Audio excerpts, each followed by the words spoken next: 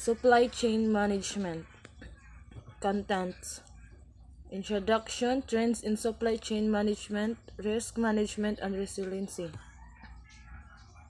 Supply chain management is the strategic coordination of business functions within a business organization and throughout its supply chain for the purpose of integrating supply and demand management. Supply chain managers are people at various levels of organization who are responsible for managing supply and demand both within and across business organizations. Logistic is the part of a supply chain involved with the forward and reverse flow of goods, services, cash, and information, materials handling, warehousing, inventory, order fulfillment, and distribution, third-party logistic and reverse logistics. This picture views about a typical manufacturing supply chain and a typical service supply chain.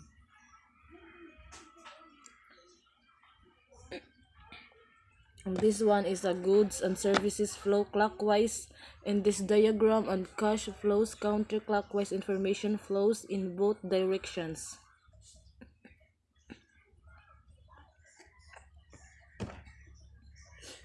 This picture views about a farm to market supply chain.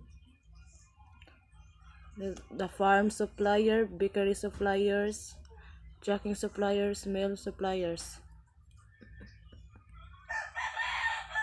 The goal of supply chain management is to match supply to demand as effectively and efficiently as possible. Key aspects relate to determining the appropriate level of outsourcing. 2. Managing procurement. Number 3. Managing suppliers. 4. Managing customer relationships. And the last is being able to quickly identify problems and respond to them. Trends in supply chain management. Although different industries and different businesses vary in terms of where they are in the evolution of their supply chain management, many businesses emphasize the following.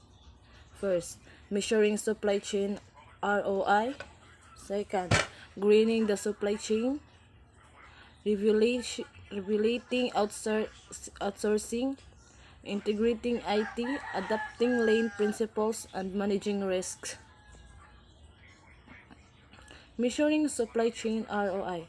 It enables managers to incorporate economics into outsourcing and other decisions, giving them a rational basis of managing their supply chains. Greening the supply chain.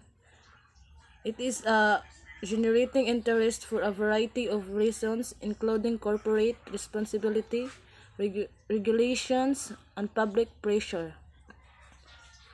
Regulating outsourcing is the companies are taking a second look at outsourcing, especially global suppliers. Business organizations outsource for a variety of reasons.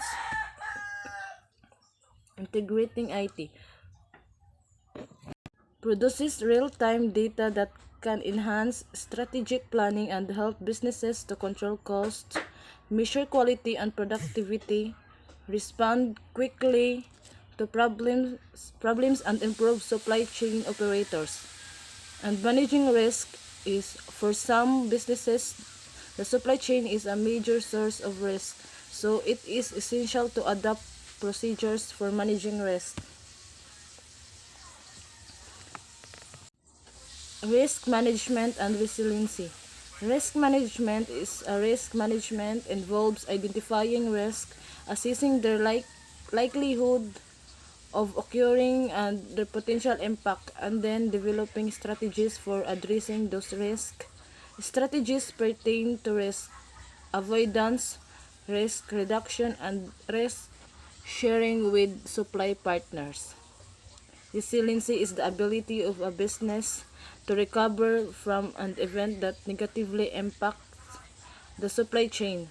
Recovery is a function of the severity of the impact and the plans that are in place to cope with the events. Key elements of successful risk management include know your suppliers. Second, provide supply chain visibility. The third is develop event response capability. Supply chain visibility, it means that a major trading partner can connect to any part of its supply chain to access data real time on inventory levels, shipment status, and similar key information. And the event response capability is the ability to detect and respond to unplanned events such as delayed shipment or a warehouse running low on a certain items. Shortening the supply chain. As businesses search for ways to reduce transportation time and cost, some are placing more emphasis on using nearby suppliers, storage facilities, and processing centers.